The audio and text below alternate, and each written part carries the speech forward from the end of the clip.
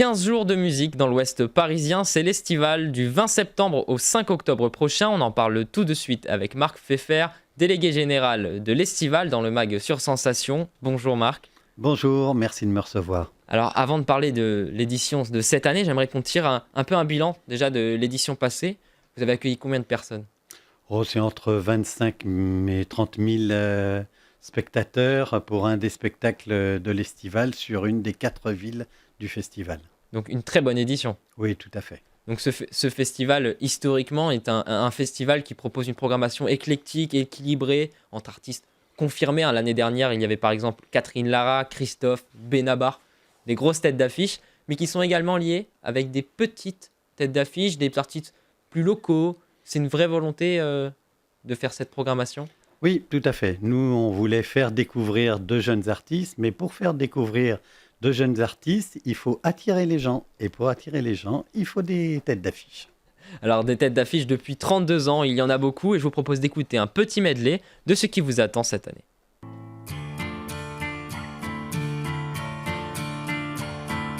Toi mon amour, toi qui as le cœur lourd, mon amour, est-ce que tu m'aimes toujours pour toujours? Moi je suis fait pour toi mon amour. Quand San Francisco s'allume, San Francisco, où êtes-vous, Lise Deluc, Sylvia, attendez-moi. Nageant dans le brouillard, enlacé roulant dans l'herbe, on écoute. Je suis de l'eau et je dérive, l'homme est de trop. Je suis de l'eau là sur la rive, l'homme au galop. Je suis de l'eau, des hauts, des rêves, des idéaux. Édition de très belles têtes d'affiche, vous les avez reconnues, Marc Lavoine, Maxime Le Forestier, Jérémy Frérot, mais ou encore Les Innocents, on ne peut pas tous les écouter. Une envie particulière de recevoir cette tête d'affiche, ces artistes particuliers ? Oui, alors, je pense qu'avec certains artistes, on a une histoire. C'est-à-dire, par exemple, Les Innocents, on les a reçus il y a très longtemps. C'est des artistes qu'on aime beaucoup. Donc, dès qu'ils ont sorti le nouvel album, on a voulu les avoir. C'est pour ça qu'ils seront là le 5 octobre pour la clôture. Mais Jérémy Frérot, on était là au début de leur histoire avec les Frérots de la Vega. Et on avait vraiment envie de l'aider dans cette nouvelle conquête d'un public. Parce que, voilà, quand on a une célébrité en tant que Frérot de la Vega, eh ben, il faut savoir prendre le tournant de juste Jérémy Frérot. Et rebondir, et pas se faire appeler « Oh, Frérot de la Vega ». Ouais, et c'est ça. Alors, donc les artistes les plus connus, on va dire, mais vous avez aussi peut-être des préférences, des petits coups de cœur dans les petits artistes ? Ah bah, on a bien évidemment Même si je plusieurs suppose coups que la de cœur. programmation, c'est vos coups de cœur. Ben oui, les Ogres de Barbac, c'est un groupe extraordinaire qu'on a déjà reçu plusieurs fois. Mais on reçoit cette année Camille et Julie Berthollet. Alors, elles sont plutôt connues dans le monde de la musique classique, puisque violonistes et violoncellistes. Mais elles viennent de sortir un album hommage à la chanson française. Donc, on a voulu les recevoir. Ce sera de la musique classique qui mettra en lumière les plus belles chansons de la chanson française. La musique classique, bien sûr, au Théâtre de Poissy également. Oui. On en viendra, vous pouvez nous écouter dans quelques jours. On en parlera avec vous du Théâtre de Poissy. Alors, cette programmation, comment est-ce que vous la faites ? Ça commence là, par exemple, le 6 octobre, le lendemain du festival. On réenchaîne, ça a déjà commencé ou alors on prend quelques jours de vacances quand même ? Ça a déjà commencé. C'est-à-dire aujourd'hui, pour certaines têtes d'affiche, c'est 2 ans avant qu'on sait qu'ils vont sortir un album, puis partir en tournée. Donc il faut être sur les rangs, on va dire, dès le départ. Donc oui, on parle déjà de choses pour l'année prochaine, mais là, on va s'occuper surtout de 2019. Donc pas de repos ? Pas de repos. Jamais. Alors, le festival se déroule dans 4 villes, 5 lieux différents. Alors, pourquoi avoir choisi ces lieux-là en particulier, ces villes-là en particulier ? Alors, au démarrage, tout se passait à Saint-Germain-en-Laye. Mais vous savez, c'est pas facile d'arriver sur une seule ville aujourd'hui avec les contraintes horaires des techniciens, etc., de tout faire.